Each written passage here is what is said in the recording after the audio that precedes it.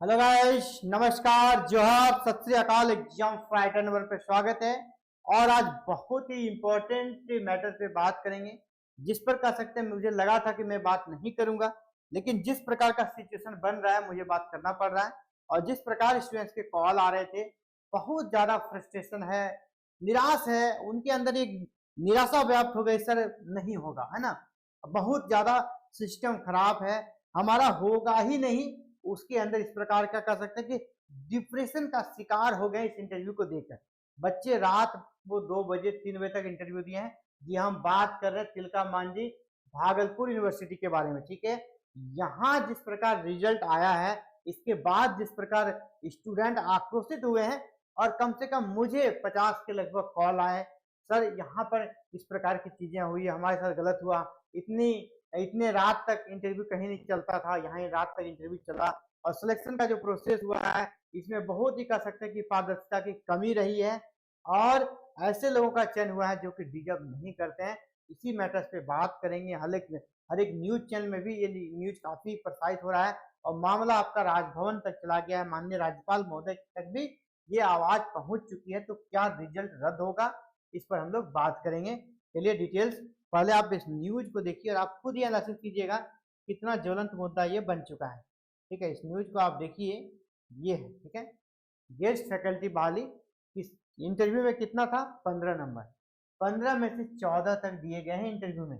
ये आपको सोचना पड़ेगा, है ना। 15 में से किसी को 14 नंबर दिया गया है, उसके कंपेयर में किसी को 1 नंबर तक भी दिया गया है। ये सोचने वाली बात है। और जिस बच्चे का एपीआई ज्यादा है, जिस बच्चे का एपीआई ज्यादा है उसे ही इंटरव्यू में कम नंबर मिल रहा है, और जिसका एपीआई कम है उसे 15 में से 14 नंबर मिल रहा है।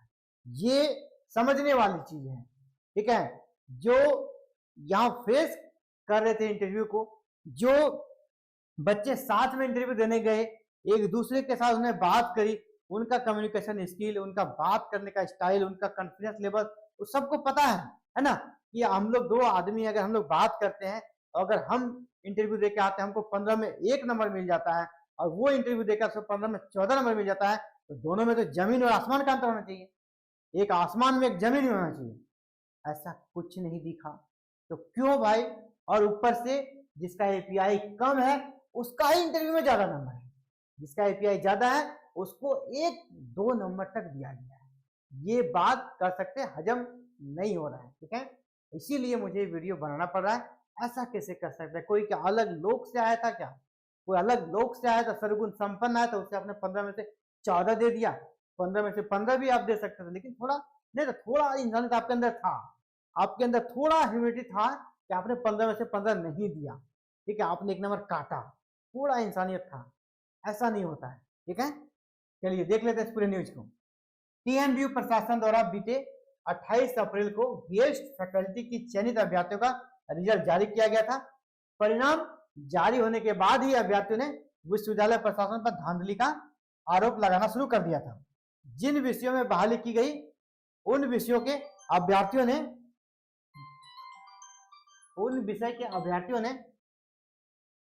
क्या आरोप लगाया?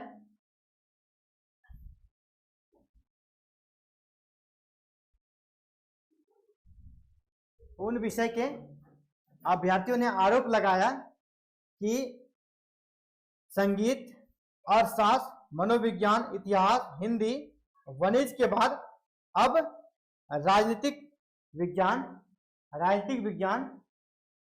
के चयन में भी गड़बड़ी की शिकायत पहुंची है, ठीक है।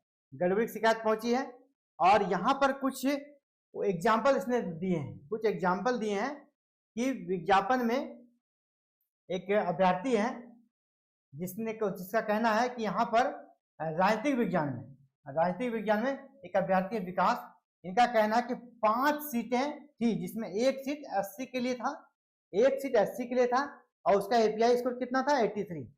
उसका एपीआई स्कोर कितना था, 83 था। तो 83 जिसका एपीआई स्कोर है, तो वो तो निश्चित रहेगा कि मेरा सिलेक्शन हो जाएगा। इंटरव्यू में 15 अंक था।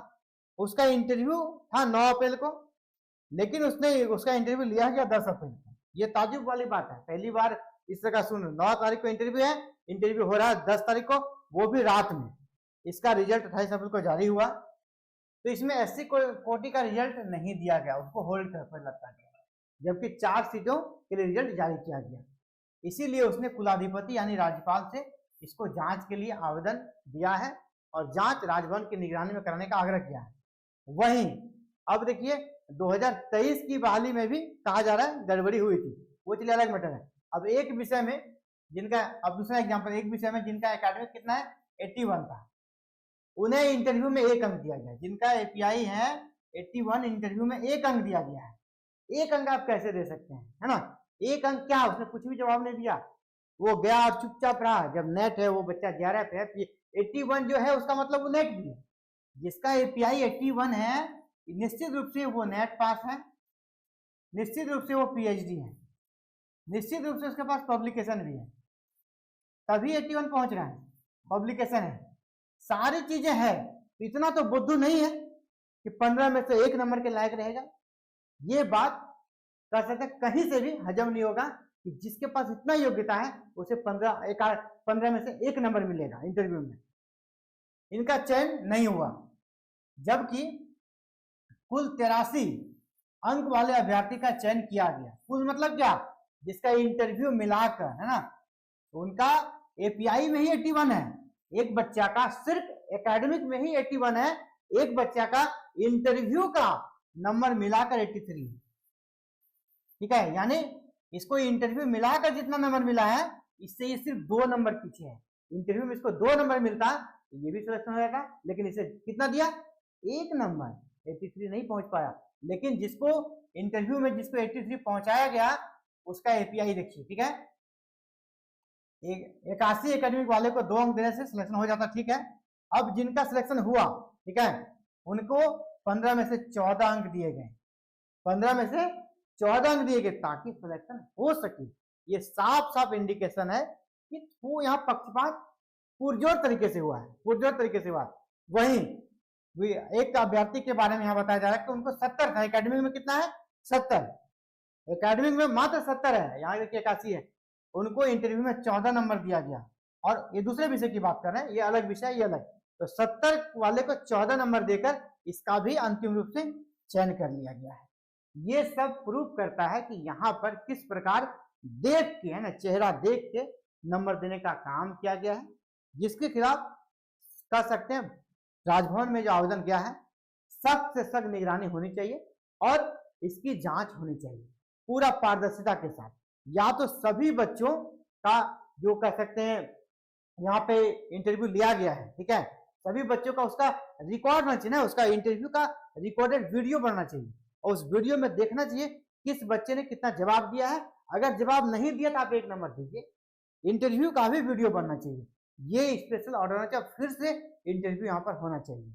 ये एग्जाम फाइटर नंबर उन सभी बच्चों के साथ है, उनकी आवाज को हमने उठाने का काम किया क्योंकि बच्चे बहुत फ्रस्ट्रेशन में थे, परेशान थे, कॉल करते, लगभग हमने 50 कॉल अटेंड किया और मैंने सोचा था कि इस पर वीडियो नहीं बनाएंगे, लेकिन देखने का मामला काफी ज्यादा बढ़ रहा और जब इन चीजों को देखा ना तो कह सकते सब बहुत बुरा लगा। इसीलिए मैं उन सभी स्टूडेंट्स के पक्ष में ये वीडियो बना रहा हूँ। तो आप सभी क्या सोचते हैं यहाँ पर क्या होना चाहिए, क्या ये वैकेंसी रद्द होनी चाहिए या इंटरव्यू सिर्फ फिर से होना चाहिए या क्या होना चाहिए, अपने विचार कमेंट में जरूर रखिएगा। आप सभी का हमसे जुड़ने के लिए बहुत बहुत धन्यवाद। जय हिंद, जय भारत, जय बिहार।